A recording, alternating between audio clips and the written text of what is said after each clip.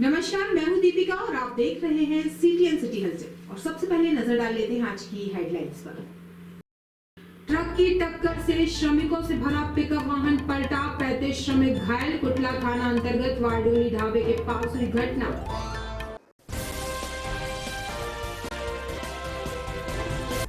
महाशिवरात्रि से पहले प्रयागराज में उमड़ा महारेला, क्या टूटेगा मौनी अमावस्या का रिकॉर्ड।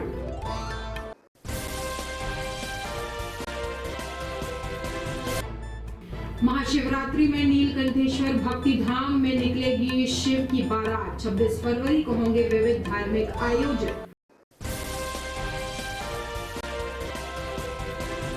रंगनाथ थाना क्षेत्र अंतर्गत दनादन गोलियां चलने से अफवाह फैल गई, जबकि घटना दो पक्षों के बीच हुई जमकर मारपीट, जिसमें दोनों पक्षों के लोगों को आई चोटें।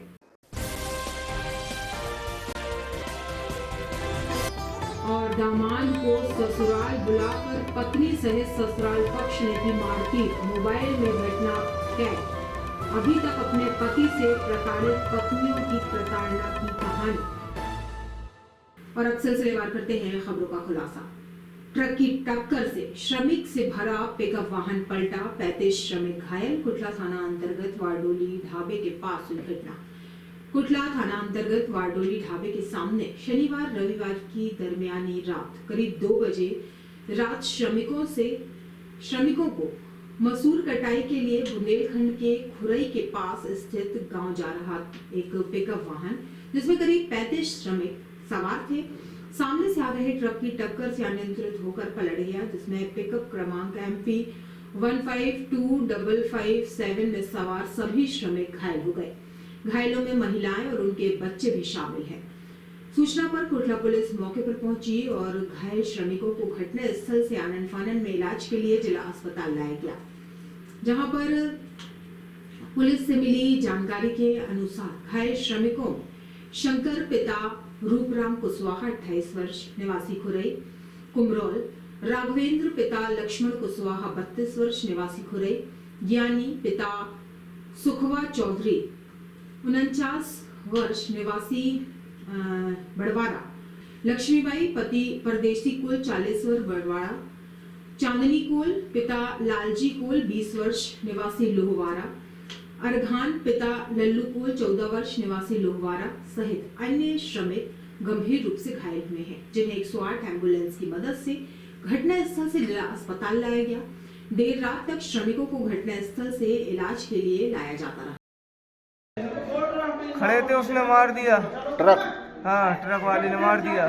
कितने लोग थे पिकअप में? 25-26 हो गए। सब मजदूर है? हाँ, मजदूर। कहाँ ले जा रहे थे? हम ले जा रहे थे खुरई के रारोन गांव है, खुराई के पास। हाँ। कहाँ के रहने वाले हैं सब मजदूर? उनके गांव का नाम नहीं जा रहा, उनका गांव कौन? यहीं कटनी के हैं? हाँ। कहाँ खुराई ले जा रहे थे? खुरई ले जा रहे थे। ट्रक मारा है ऑटो में? हाँ, ट्रक मारा। आप ड्राइवर हो? हाँ, हम ड्राइवर हैं। क्या नाम है? शंकर पटेल। कहाँ हुई ये घटना? ये जो 26 फरवरी को महाकुंभ का अंतिम स्नान पर्व है। इसमें पहले ही प्रयागराज श्रद्धालुओं से भर गया है। रोजाना लाखों लोग पहुंच रहे हैं और प्रतिदिन संगम स्नान का जो औसत है वह करीब 1.50 करोड़ का है। रविवार को भी भोर से ही संगम क्षेत्र के 12 और पूरे मेले में बनाए गए 24 घाटों पर स्नान शुरू हो गया। सुबह 10 बजे ही 51.73 लाख श्रद्धालुओं ने डुबकी लगाई, जबकि महाकुंभ की शुरुआत से अब तक 60 करोड़ 74 लाख लोग पुण्य स्नान करने पहुंचे हैं। महाशिवरात्रि में अभी 3 दिन बाकी है। जो भीड़ लगातार प्रयागराज पहुंच रही है, उसे देखते हुए यह आंकड़ा 47 से 48 करोड़ तक का जा रहा है। महाशिवरात्रि पर 3 से 4 करोड़ श्रद्धालुओं के स्नान करने का अनुमान है। वहीं एक अनुमान यह भी है कि लगातार महाकुंभ आने वाले श्रद्धालुओं की संख्या को देखते हुए मौनी का भी रिकॉर्ड टूट सकता है। महाशिवरात्रि में नीलकंठेश्वर भक्ति धाम में निकलेगी शिव की बारात। 26 फरवरी को होंगे विविध धार्मिक आयोजन। भगवान शिव को लगाए इन खास चीजों का भोग, मिलेगी कृपा और सुख समृद्धि। हिंदू धर्म में महाशिवरात्रि का त्योहार बड़ा ही पावन माना गया है। फाल्गुन माह की कृष्ण पक्ष की चतुर्थी तिथि के दिन महाशिवरात्रि का त्योहार मनाया जाता है। माता पार्वती के कठोर तप के बाद महाशिवरात्रि के दिन ही उनका भगवान शिव से विवाह हुआ था। इस दिन भगवान शिव और माता पार्वती एक हुए थे। भगवान शिव की भक्ति के लिए महाशिवरात्रि का दिन सबसे बड़ा माना जाता है। हिंदू धार्मिक मान्यता के अनुसार महाशिवरात्रि के दिन भगवान शिव को प्रसन्न करने और उनकी कृपा प्राप्ति के लिए विधि पूर्वक उनका व्रत और पूजन किया जाता है।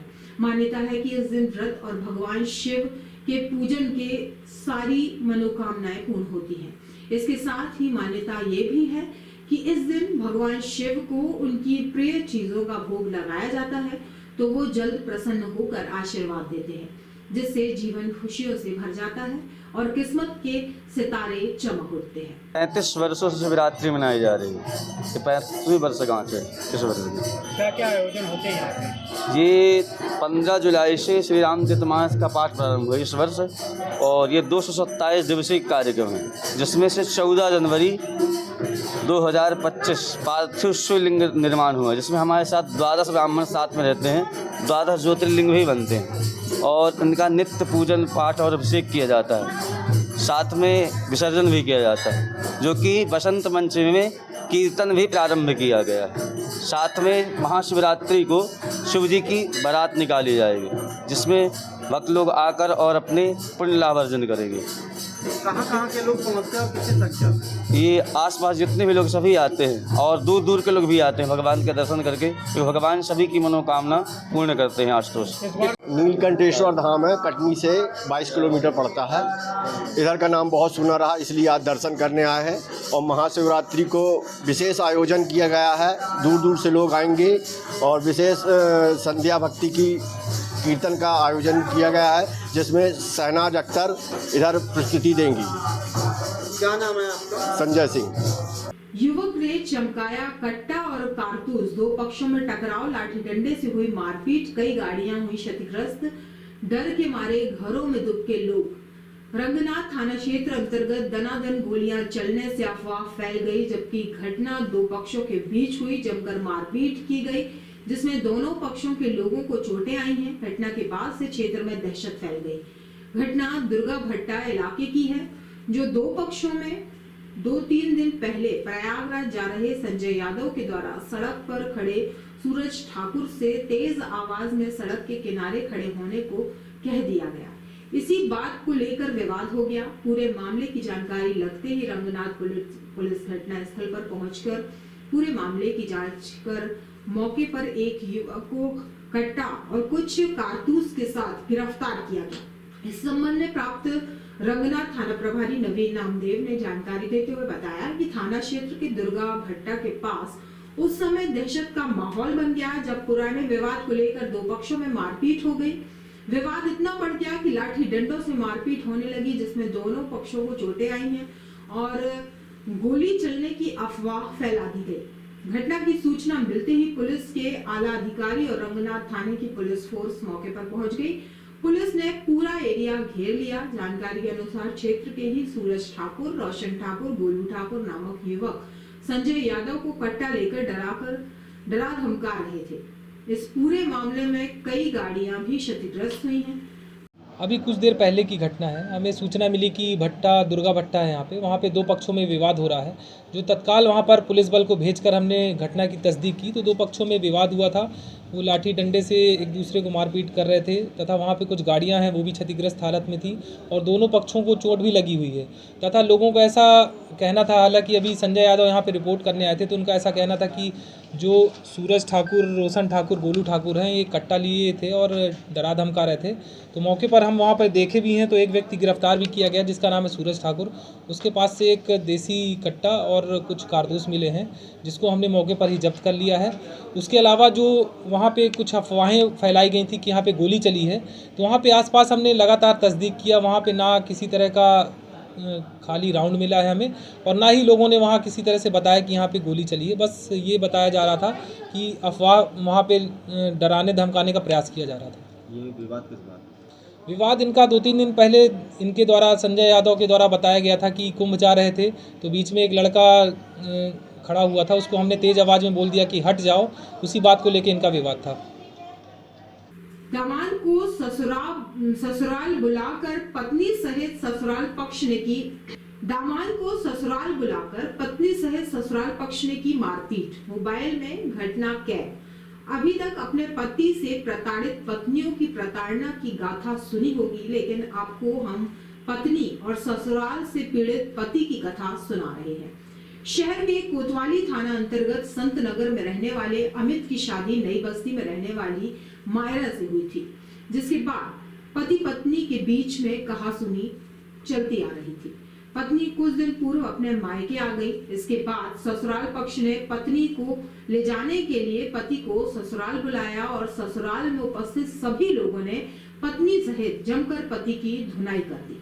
धुनाई करने का वीडियो सामने आया है, जिस पर पति अमित ओबरानी गंभीर रूप से घायल हो गया है। थाने में शिकायत की तो न्यायालय में जाने की थाने ने बात कही। इससे आप समझ सकते हैं कि किस तरह से पत्नी से प्रताड़ित पति दर दर भटक रहा है। मैं अमित ओबरानी, मेरी पत्नी मायरा ओबरानी, ससुराल का नाम नीलिमा गिदवानी, उसके पिता रामचंद्र गिदवानी और उनकी पत्नी मेरी सास सरिता गिदवानी, इन तीनों ने मिलके मुझे घर में मारा। वो कैसे मारा?